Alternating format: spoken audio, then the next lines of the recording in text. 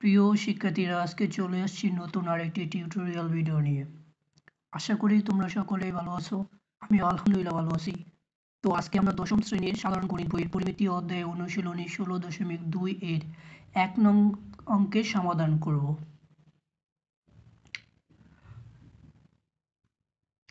তাহলে চলো অঙ্কটি সমাধান করি।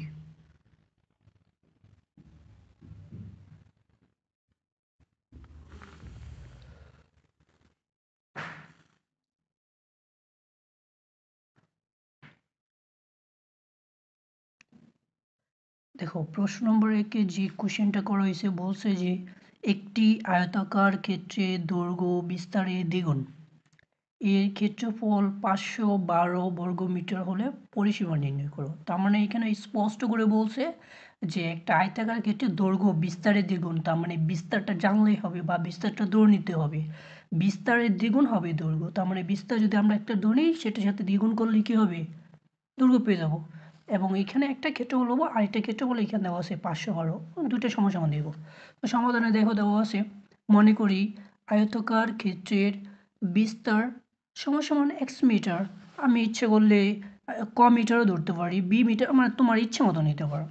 আচ্ছা, দেন আয়তাকার ক্ষেত্রের দৈর্ঘ্য হবে, যেহেতু বিস্তার এক্স মিটার ধরে নিছি, তাহলে এখানে স্পষ্ট করে প্রশ্ন মতো বলছে মানে দৈর্ঘ্য হবে বিস্তারের দ্বিগুণ। যেহেতু আমরা বিস্তার এক্স ধরে নিছি, তাহলে দৈর্ঘ্যটা হবে এক্সের দ্বিগুণ, তার মানে 2 এর সাথে এক্স, অর্থাৎ কি 2x মিটার।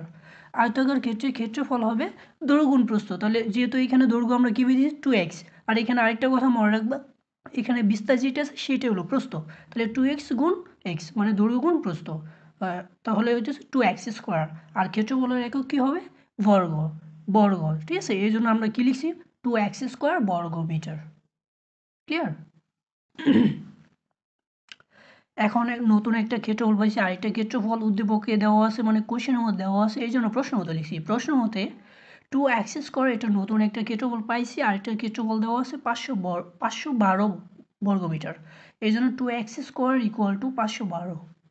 তো এইখান থেকে আমাদের এক্স এর মান লাগবে, তাহলে এক্স, শুধু তো এক্স বের করা যাবে না, স্কোয়ার আছে, এই জন্য এক্স স্কোয়ার লিখছি। এক্স স্কোয়ারের সামনে 2 গুণ ছিল, ওই পাশে ভাগ হয়েছে, 512 2 দ্বারা ভাগ করছি, তাহলে এক্স স্কোয়ারের মান আসছে কত, 256।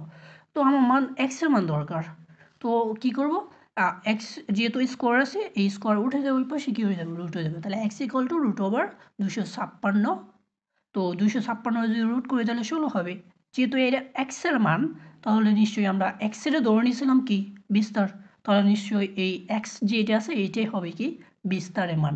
অর্থাৎ আয়তাকার ক্ষেত্রের বিস্তার comma x equal two 16 metre, এটা হলো বিস্তার।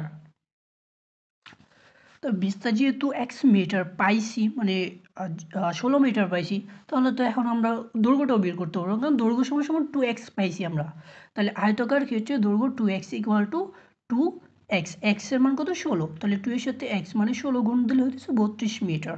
তাহলে আমরা বিস্তার, দৈর্ঘ্য, বিস্তার বলতে বলতে এখানে প্রস্থ বোঝাচ্ছে, তো দৈর্ঘ্য এবং প্রস্থ দুইটি যেহেতু পাইছি, তাহলে পরিসীমা বের করা সম্ভব।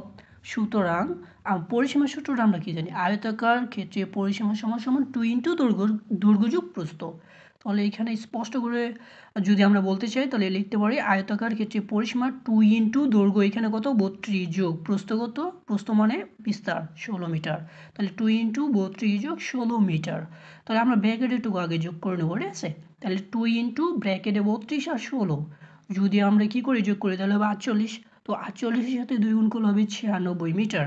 তো আমাদের কাঙ্ক্ষিত ফলাফল চলে আসছে যে আয়তাকার ক্ষেত্রে পরিসীমা 96 মিটার। এটাই হলো আনসার। কারো কোনো সমস্যা থাকলে প্লিজ কমেন্ট করে জানাবে। আর যদি ভিডিওটি ভালো লাগে তাহলে লাইক এবং সাবস্ক্রাইব করে দিবে। আল্লাহ হাফিজ।